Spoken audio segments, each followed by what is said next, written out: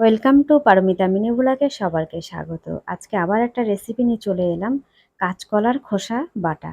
অনেকে কাঁচকলার খোসা ফেলে দেয়, তো এটা কিভাবে রান্না করে সুস্বাদু করা যায় চলুন আমরা দেখে নিই। প্লিজ ভিডিওটা কিন্তু শেষ পর্যন্ত দেখবেন। এখানে আমি কাঁচকলার খোসাগুলোকে নিয়ে নিয়েছি, ধুয়ে ভালো করে ছোট ছোট টুকরো করে নিয়েছি। এবার এটাকে আমি সেদ্ধ বসিয়ে দেবো।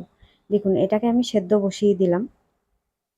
আমার সেদ্ধ হয়ে গেছে, এবার আমি এটাকে নামিয়ে নেব। নিয়ে মিক্সিতে দিয়ে দেবো। এর ভিতরে আমি দুটো কাঁচা লঙ্কা দিলাম আর কয়েকটা রসুনের দিয়ে আমি এটাকে মিক্সিতে ভালো করে বেটে নিলাম। কড়াইতে তেল দিয়ে দিলাম, আমার তেলটা গরম হয়ে গেছে। এবার আমি এর ভিতরে দেবো কালো জিরে ফোড়ন আর শুকনো লঙ্কা ফোড়ন। এবার আমি দিয়ে দেবো পেঁয়াজ। আমি ছোট একটা মাঝারি সাইজের পেঁয়াজ কেটে নিয়েছিলাম। পেঁয়াজটা লাল লাল করে ভেজে নেব। লাল করে আমার পেঁয়াজ ভাজা হয়ে গেছে। এবার আমি যেটা কাঁচকলার খোসাটা যে বেটে রেখে দিয়েছিলাম ওটা দিয়ে দিলাম।